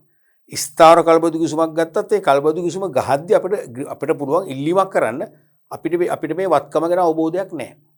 මේ වත්කම අපි බැකෝ යන්ත්‍රයක් කියලා බැකෝ යන්ත්‍ර ඔපරේටර් කෙනෙක් අපිට ඉන්නවා. හැබැයි අර මෙකැනිකල් සයිඩ් එක දන්නේ නැහැ. මේකේ රන්නින් රිපෙයාර්ස් මුකුත් කරන්න බෑ. මොකද ඒ කරන්න ගිහලා මේ වත්කම සමහරට තිබුණු තත්ත්වයට ඉතා මේ සවුත් වෙන්න පුළුවන්. නැත්තම් නරක තත්ත්වයටපත් වෙන්න පුළුවන්. කියලා අපිට බාර දෙන්න පුළුවන් නඩත්තු කරත්තු ඒගොල්ලන්ට. එහෙමනම් අපි වත්කම් නඩත්තු නොකරම අපි වත්කම නඩත්තු කරන්නේ නැහැ. නඩත්තු මහන්සිය නැහැ. ඒ සඳහා වීදමක් නැතුවම අපිට වත්කම පාවිච්චි කිරීමේ හැකියාව ලැබෙනවා. අනිත් එකට බරපතලම වාසිය තමයි දැන් සාමාන්‍යයෙන් අපි වත්කමක් මුදලට ගන්න.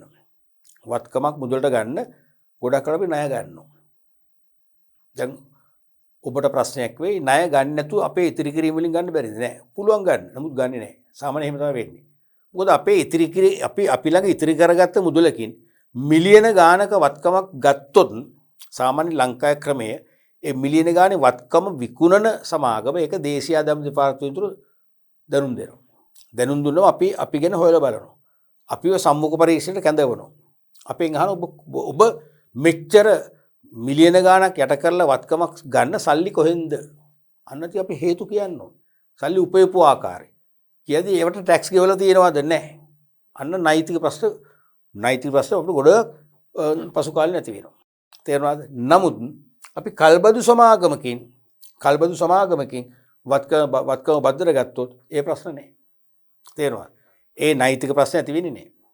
දෙවෙනි කතන්දරය තමයි සාමාන්‍යයෙන් අපි ඔය බදු ප්‍රශ්න එන නිසාම අපි ළඟ ඉතුරු කරගත්ත මුදලින් වත්කම ගන්නෑ. ඕනම ව්‍යාපාරයක් කරන්නේ බැංකුවකින් නැත්නම් මූල්‍ය ආයතනයකින් ණයක් අරගෙන ඒ ණය මුදලින් තමයි ගන්න. එතකොට අන්න දේශීය ආයතන දෙපාර්තමේන්තුව අපිව සම්මුඛ පරීක්ෂණයකට සම්බන්ධ කරනකොට අපිට කියන්න පුළුවන් මේ වත්කම අපි ගත්තේ ණයක් අරගෙන අපි ළඟ සල්ලි නැහැ. අපි ළඟ වෙනත් ව්‍යාපාර කරලා ලාභ ලබලා තිබුණු මුදල් තිබුණේ නැහැ. අපිට ඉතිරි කිරීම නැහැ. අපි ගත ණයක් කරා. ප්‍රශ්න විසඳෙනකොට. තේරුණාද? අන්න ඒ වගේ වාසි තියෙනවා. ඊළඟ ප්‍රශ්නේ තමයි අපි හිතමු වත්කමක් සල්ලි වලටම ගන්නවා කියලා. ගන්නකොට අපි ණයක් ගන්නවා කියලා කිව්වනේ නේද? ණයක් ගත්තම මොකද වෙන්නේ? ඔබ දන්නවා ණයක් ගත්තම ඒ ණය ගනුවක විස්තර සියල්ලම යනවා කොතනද යන්නේ? එක්තරා ඒකකයකට යන සංවිධානයකට යන මොකක්ද ඒක? මතකද? ක්‍රිබ් එකනේ. ඒ කියන්නේ ශ්‍රී ලංකා ණයතොරතුරු කාර්යාංශය. ශ්‍රී ලංකා ණයතොරතුරු කාර්යාංශය යනවා. නැත්නම් ක්‍රෙඩිට් ඉන්ෆෝමේෂන් බියුරෝ ඔෆ් ශ්‍රී ලංකා කියන ආයතනයට යනවා. ඒ ශ්‍රී ලංකා ණයතොරතුරු කාර්යාංශය අපේ විස්තර කරලා අපි ගත්ත ණය මුදල, ගත්ත ණය කාල සීමාව, ණය වාරික ගෙවන විදිය, මාසිකවද ඔක්කොම විස්තර යනවනේ. එහෙම ගියාම ඒ ණය ගෙවා අවසන් කරන තුරු අපර නැවත ණයක් ගන්න හම්බෙන්නේ නැහැ. නැවත ණයක් ගන්න බෑ. මොකද වෙන බැංකුවකින් අපි ණයක් ගන්න ගියත් ඒ බැංකුව ශ්‍රී ලංකා ණයතොරතුරු කාර්යාංශයෙන් අපෙන් අප පිළිබඳ රිපෝට් එකක් ඉල්ලනවා. අපේ ඩෙන්ටිටි කාඩ් එක නැත්නම් අපේ ජාතික හැඳුනුම්පතේ අංකේ ගහපු ගමන් ක්‍රිබ් එකට එනවා විස්තර. අන්න ක්‍රිබ් එක රිපෝට් එකක් දෙනවා. මෙයා මෙන්න මේ විදිහට ණයක් කරන් තියෙනවා. මෙච්චරයි තාම ගෙවලා තියෙන්නේ. තව අවුට්ස්ටෑන්ඩින් නැත්නම් ගෙවන්න මෙච්චර මුදලක් තියෙනවා විස්තර. ඒ විස්තර දුන්නම අර දෙවන බැංකුවෙන් අපිට ණයක් හම්බෙන්නේ නැහැ. ඒ කියන්නේ ශ්‍රී ලංකා ණයතොරතුරු කාර්යාංශයේ ණය දෙන්න එපා කියලා රිපෝට් එකක් දෙන්නේ නැහැ. සත්‍ය තත්ත්වය දෙනවා. මෙයා මෙච්චර ණයක් කරන් තියෙනවා. මෙච්චරක් ගෙවලා තියෙනවා. තව මෙච්චරක් ගෙවන්න තියෙනවා. එක්ක මෙච්චරක් එරියස්. ඒක ඉතාම නරකයි. ඒකට ලොකු බ්ලැක් මාක් එකක් තේරෙනවා. දුන්නම දෙන්නේ නැහැ. ඒ නිසා මේ වත්කමක් අපි සල්ලි වලටම ගන්න බැංකු ණයක් ගන්නකොට වෙන්නේ සාමාන්‍ය ව්‍යාපාර කටයුතු වලට අමුද්‍රව්‍ය මිලදී ගන්න, නවීන තාක්ෂණය ආදේශ කරගන්න, භාණ්ඩ නිෂ්පාදනය වැඩි කරන්න අපිට ණයක් ගැනීමේ කියාව නැති වෙලා යනවා. තේරුණාද? වත්කමක් සල්ලි වලටම ගත්තොත් බැංකු ණයක් මගින් තමයි ගන්න. ඒතර සාමාන්‍ය ව්‍යාපාර කටයුතු සංවර්ධනය කරගන්න ණය ගැනීමේ අවස්ථාව හැරිලා යනවා. නමුත් වත්කම බද්දර ගත්තොත් මොකද වෙන්නේ? වත්කම බද්දර ගත්තොත් ඒ ප්‍රශ්නේ ඇති වෙන්නේ නැහැ. එහෙනම් වත්කම අපි බද්දර අරන් පාවිච්චි කරනවා. අපිට සාමාන්‍ය ව්‍යාපාර කටයුතු පුරුදු කරන්න, මෙහෙයුම් කටයුතු වලට අපිට පුළුවන්කම ලැබෙනවා බැංකු ණයක් අරගෙන ඒ වැඩේ කරගන්න. බැංකු ණය ගන්න බාධාවක් ඇති වෙන්නේ නැහැ. අන්න ඒකත් ලොකු වාසියක්. තේරුණාද? උන ඒකත් උනත් අපිට ලියන්න පුළුවන් මේ වගේ. මේ අපිට ලියන්න පුළුවන් මේ වගේ 6 වෙනි එකක් විතර උන්නම් ව්‍යාපාර කටයුතු සඳහා. ව්‍යාපාර කටයුතු සඳහා බැංකු ණය ලබා ගැනීමට මින් බාධාවක් ඇති නොවේ. ඒකත් ප්‍රධානම වාසිය. ඔසෙල් ලියන්න පුළුවන්. පැහැදිලිනේ? ඔන්න වගේ වාසි කීපයක්ම තියෙන නිසා කොහොමත් කලබදුකරණය මගින් ව්‍යාපාරිකයන්ට වාසි වත්කම් සල්ලි වලටම අරගෙන තමන් විශාල මූල්‍ය අවදානමක් දරමින්, යල් පැනීමේ අවදානම් දරමින් වත්කම පවත්වාගෙන යනවට වඩා රක්ෂණ වියදම් පව නැහැ අනිත් පැත්තට. අපි සල්ලි වලට ගත්ත වත්කම රක්ෂණය කරනවානේ. ඒක අතිරේක පිරිවෙක් රක්ෂණ වාරික වලට යනවා. මේක එකක් නේ. තේරෙන්න වගේ තවත් වාසි මේකේ තියෙනවා. ඔව්. එතකොට දරුවනේ අපි අද දවසේ කතා කරේ මහ බැංකු වාර්ෂික වාර්තානුව ලංකාවේ මූල්‍ය ආයතන පද්ධතිය වර්ග කරා ප්‍රධාන කාණ්ඩ 4කට. අපි දැන් සම්පූර්ණයෙන්ම ඒකෙන් අපි කොටස් දෙකක් නිම කළා. එකක් බැංකු අංශය, අනිත් එක තැන්පතු බාර ගැනීමට අවසර ඇති සෙසු මූල්‍ය ආයතන කියන එක නේ. ඊට පස්සේ පටන් ගත්ත විශේෂිත මූල්‍ය ආයතන. ඒ විශේෂිත මූල්‍ය ආයතන අපි වැදගත් කාරණා එකක් කතා කරා. ඒ තමයි කල්බදු සමාගම්, ලීසින් සමාගම්, කල්බදු කරණේ සහ කල්බදු සමාගම් ගැන සහ කල්බදු විසුම් වර්ග සහ කල්බදු කරණය මගින් ව්‍යාපාරිකව ලබන වාසි. අපි ඉදිරි පාඩම් පරිච්ඡේදයේදී විශේෂිත මූල්‍ය ආයතන වල ඉතිරි විශේෂිත මූල්‍ය ආයතන විශ්ලේෂණය කරන්න බලාපොරොත්තු වෙනවා.